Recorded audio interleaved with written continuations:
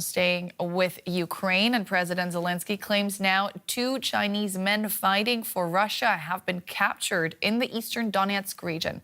Zelensky posted a video of one of the captured Chinese men on X and wrote that Kyiv has, quote, information suggesting that there are many more Chinese citizens in the occupiers' units. He's demanded a response from Beijing. China is a close Russian ally, but officially maintains a neutral position on the war.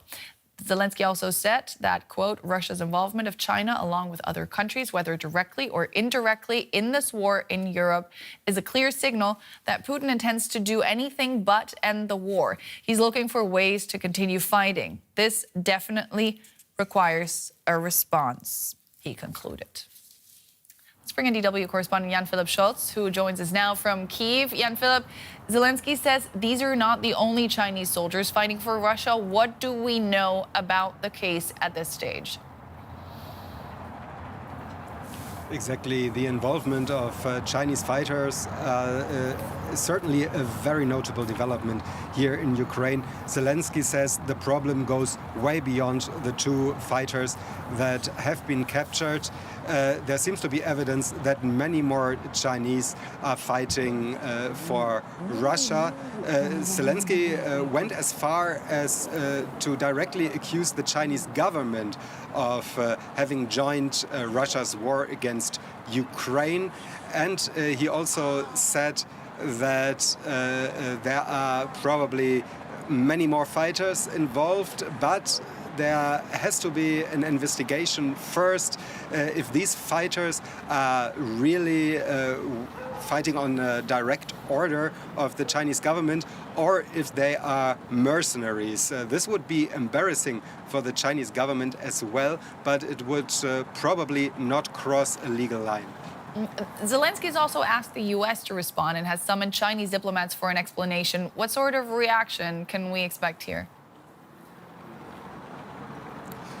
Well, he has not only summoned Chinese diplomats, but the Ukrainian foreign minister is trying to directly contact China to seek answers regarding the ongoing investigations. It's very likely that China will deny any direct involvement, and there are a lot of political observers here that say this version might actually be plausible.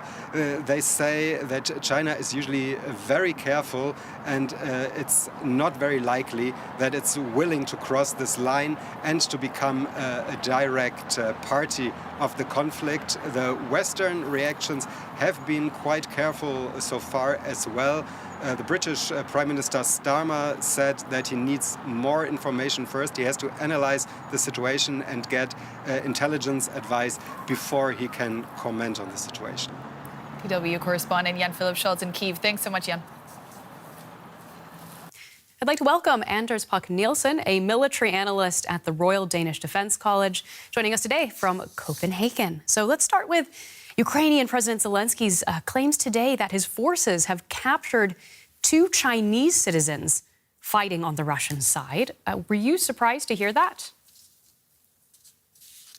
Honestly, I was not super surprised to hear that there are Chinese fighting on the Russian side. As long as it's small numbers, then it's probably more individuals joining the Russian army for whatever reason, just as you can find Danes or Germans or Brits or Americans fighting on the Ukrainian side. The more serious thing would be if we see, official Chinese units there in the same way we see North Korean units, for example. But just to be clear, is it known already which of the 2 these captured soldiers are, whether they're officially from the Chinese military or just Chinese citizens who've been enlisted with Russia? No, I don't have any knowledge about that. But even if there are Chinese, let's say Chinese observers or so, I think that would be expected. The Russian army is very big. The Chinese army is very big. They, of course, exchange different views and lessons, etc. We also know that the Chinese are trying to help the Russians in different ways without breaking the sanctions too much so that they would be facing consequences from the West. So put this into perspective for us. How much would you say the Russian army relies on foreign fighters of this kind, potentially? The Russian army depends on many different sources of personnel. Some of them might be Chinese, others come from other countries. We've seen Nepalese, different African countries, Middle Eastern countries. So they definitely recruit whoever they can get, and then they try to find some kind of function that they can fill. The Russian army is really struggling to find the personnel they need for the fight, especially because it's become a war that where there is so heavy attrition and the casualty numbers are just so big. So they are really looking wherever they can, and probably what you showed before about the raid at the gym in Moscow might also be an example of how they're trying to find maybe foreign workers in Russia that they can somehow try to push into the army. Even foreign workers, then, in these roundups? Absolutely. That's what they do, especially from Central Asia, for example. They try to, in different ways, press charges against them for whatever kind of petty crimes, and then try to push them into the army because that can get them out of the legal trouble. These kinds of things, we see many examples of that.